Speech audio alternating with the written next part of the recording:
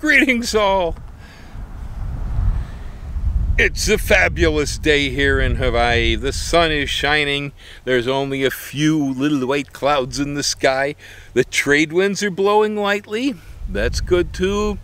Boy, oh boy, I tell you, it's just one fine day here. But the last video when I shot, it was a little cloudy and hazy. Here we're a bit gray.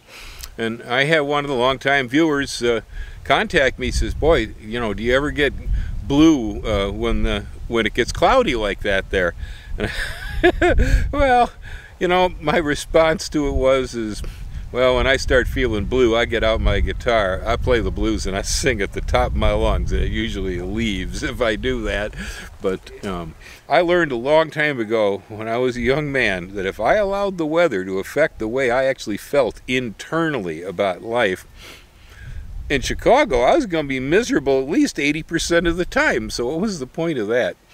So, no, we love it here when the clouds come, because in the middle of the afternoon, when it starts maybe to get just a little too hot and I'm sweating in the sun, when those nice gray clouds move over and build up against the mountains here, oh, that's beautiful. It's peace. We cool down, you know, it's like an umbrella.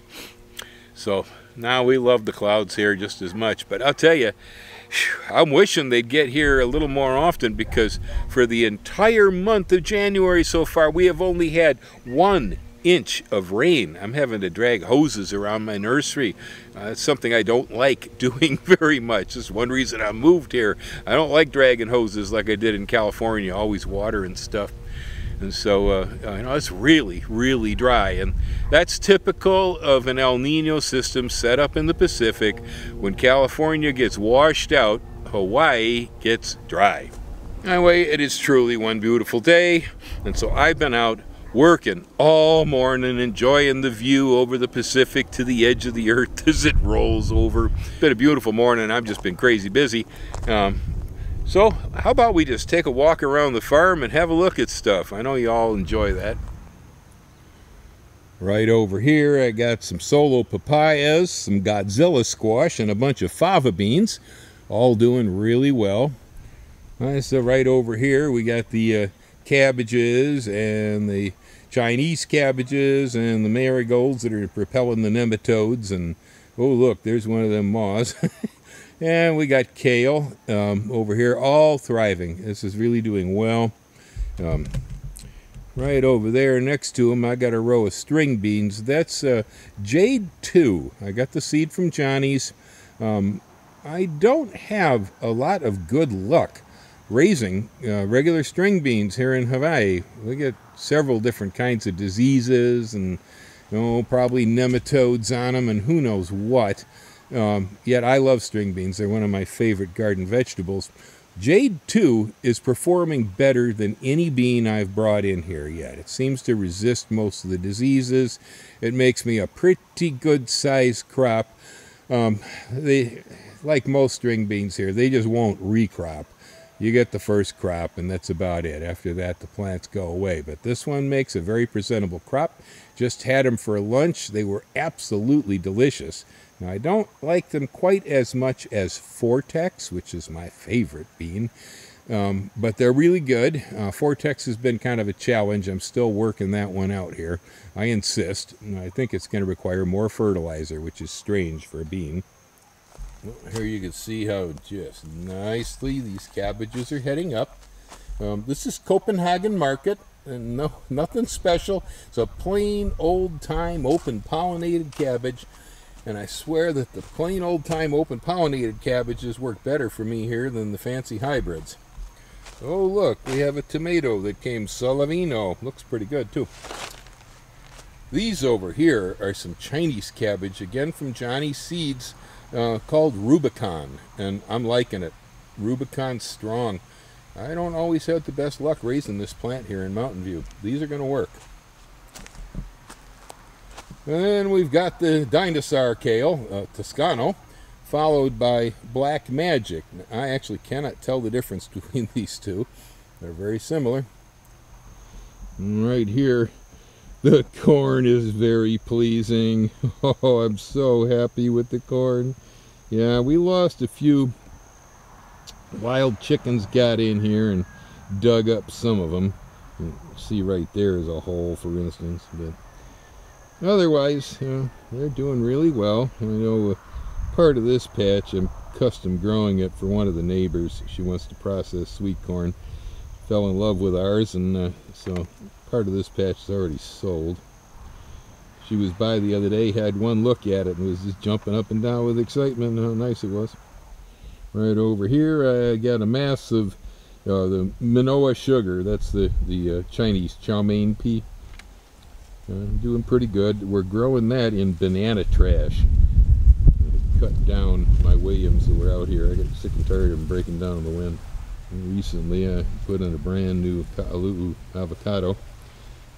It's sticking right on the edge of the slope here over the driveway. I have trouble with root rot on these plants here. Avocado seems to decompose in the soil if I'm not careful. So I stuck it right on the edge of the ridge. There's no way you can get too much water over there, I hope. Over here is that mustard cover crop I put in a while ago over the peanut land. It's odd too, you can see there are depressions in the mustard where you got short mustard, short mustard, tall mustard, and it's all in straight lines. The tall mustard's over the rows where the peanuts were. The short mustard's over what was the walk rows. We are lacking nitrogen in the walk rows, and it is showing. Yeah, right back here is where I've been working almost all morning. You can see some of the bananas I've been putting in back here recently. Neighbor's got a great big messy mass of strawberry guava there, the ivy, that puts shade afternoon on this area. It also blocks some wind in here, and my coffee right over there also blocks wind. And so I'm having better luck with bananas back here. They're not breaking down. I put in about enough of those, and so this morning I started a different project, taking advantage of the shadows. This morning I planted Artocarpus integer, Sempedak, right here. That's a jackfruit relative. It'll grow up to be a big old tree and help compete against the neighbor's guavas here. I already have some durian back here getting started. It's doing all right. Here I am definitely taking advantage of this shadow. And there are two cacao relatives right here. They're called Kupuasu. Kupuasu. That's a type of a chocolate tree, but it's different, and it likes shade. These hate full sun. I can grow regular cacao in full sun here, but not this one. It dies when you put it out in the sun. So it's got a big, hard, woody pod you can turn into a musical instrument or something, and you get the pulp. Tastes like a cross between pineapple and chocolate, and can be scooped out, eating it almost like it was durian or something. And right over here, I have another cacao relative. This one's called Theobroma bicolor. Again, another hard, woody pod with an edible pulp. About time I got them in the ground out here, so I had some mother plants. Sold out all the seeds and everything else I had in the nursery. There's a Canistel, doing quite well, aka egg fruit. Right over here is Ceylon cinnamon. It's been in for a while. It's doing really good. Oh, and does it smell nice. Even the leaves are good for seasoning with this one. And over on this end, things get a lot sunnier. They're currently all the way to the back corner post. This is very far end of the property. And so back here, I just planted some rainproof mangoes. That one right there is Lajiwa. Next to it over here, we got another one. That one's unnamed. I don't really know what to call this one, but it is also, again, another rainproof type. Well, here I grew myself up. Well, in the islands, they call it paklan. Most people call this champaka. This is Michaelia champaka alba. That is the fragrant tree that was in the garden when Buddha was enlightened. The perfume of the flowers was in the air around him. Just put this one in this morning too, and so that tree right over there is the curry leaf. That's used in Indian cooking. That guy right there went in this morning. He's kind of an oddball, but whatever. That's a cola nut. And this is what they use to make Coca-Cola. Cool, huh? Yep. So beautiful today, so beautiful.